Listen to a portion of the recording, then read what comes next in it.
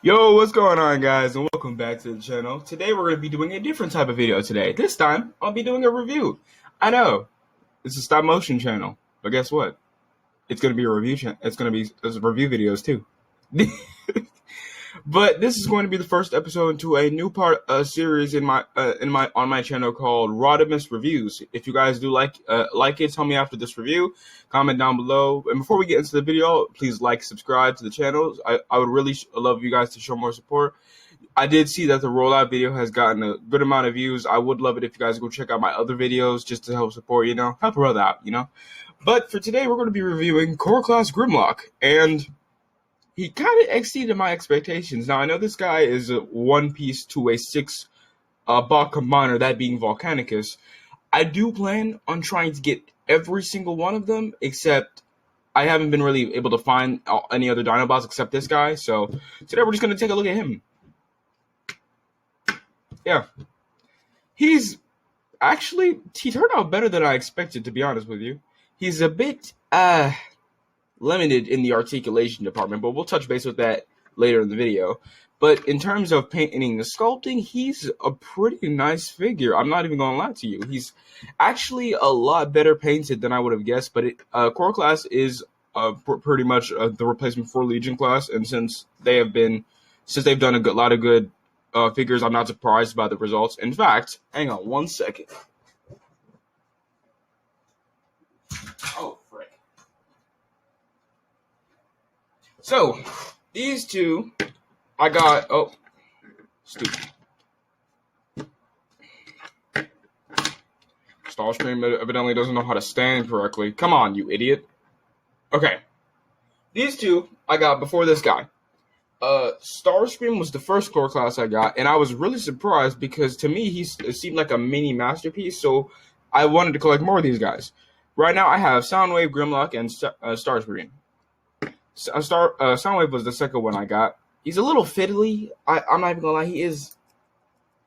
I don't like that. You hear that? He is a little fiddly, but it works. So we're gonna set these two off the side. But getting back to Grimlock, he's pretty cool actually. I'm actually really surprised by the amount of detail on him too. But given the other two I have, I'm not really surprised. The head sculpt is probably my favorite part about this. It's really cool, really well defined, and I love the metallic blue for the visor.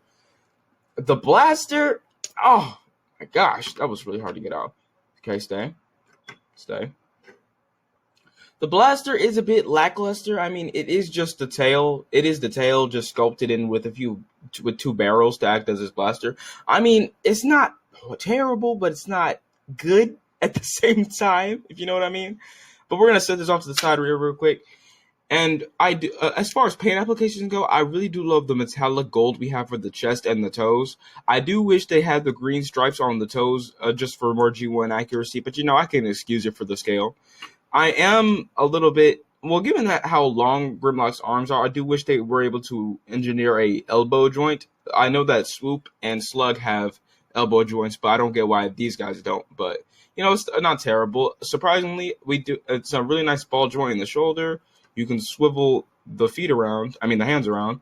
There's a nice swivel at the head. You got ball joints at the legs, can kick that far, and then they can bend that far. And then they can kick all the way back. And them being hollow, you can kick them past 90 degrees, which I thought was cool. The ball joints on the back are mainly for these fins for the Dino mode. They're articulated as well, but that's mostly for the Dino mode. So yeah, overall he's a pretty substantial Core Class, and I actually really like him.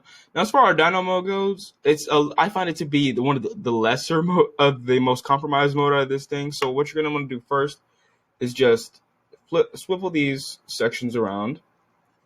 You're just going to fold these down like this, and per traditional Grimlock transformation, you're going to lift this section up, fold these sections around, clip them together. The transformation is pretty simplistic. You just want to tap the legs together like that, and then fold this combined piece in, and then fold the legs in. That's pretty much the Dino mode, but I guess this is technically parts forming, but if you think about it, given the scale, I'm not really complaining. But you're just going to peg it into there, and there you go. There's there's that. I actually really like this mode. My only critiques, I do have a couple of critiques. Number one being these ball joints seem like too big around the neck region. I wish these were like a slightly minimized, you know? I do wish they, like I said, elbow articulation so we could have the legs bending up and down. The back, though, I do wish that maybe these like flipped and like hinged down to cover this part of the back so it didn't look this strange, because from this angle it looks pretty weird. The tail isn't anything special. It literally is just a blaster connected to his legs, but you know, it's not terrible. You can visibly see the feet. I mean, not the feet, the hands in the feet, but it's not terrible either. It's not terrible either. But overall, pretty cool core class. As we jump into a few comparisons in Dino mode, here we have him with core class Starscream. So yeah, he's actually core class Starscream is actually bigger than I expected. And in Dino mode, Grimlock's pretty small, but in Robot mode, he's pretty big. But yeah, we're gonna take Soundwave right here. He's pretty substantial, almost. He's like a few inches taller than Grimlock. And then we're gonna take him off to the side. And then we got the Studio Series 86 RC. I don't know if you can see her full body, but if you guys can't, here's a full thing right there. There you go. Yeah, but I have her pre-posed because I had her displayed in the collection, so that's why she's like that. So we're just gonna take her off to the side, and pretty much it's not a bad core class figure. I'm not gonna lie, it's not terrible.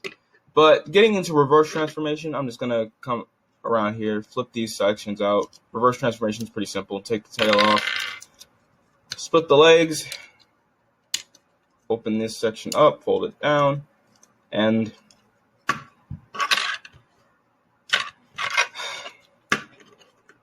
there you go.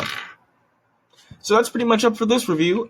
He's overall, he's still a pretty cool core class. I'm not even gonna lie. Ooh, I also forgot to mention, he's got a waist joint, which is great for getting him into some semi-dynamic poses. You know, it's not the best dynamic poses, but you can get him into some pretty good ones. I mean, he's got a waist swivel, which I was surprised about.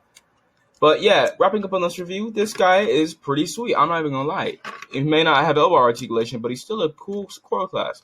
But comparing it to like core class Starscream, he pales in comparison. But you know, he's still not a bad core class. And plus with the metallic gold on him, I do really like it. So that's it for this review, guys. If you guys did like it, and let me know if you guys want to see more of these. And that's it. And that's gonna be all on this episode of Rodimus Reviews. See you guys in the next one. Bye.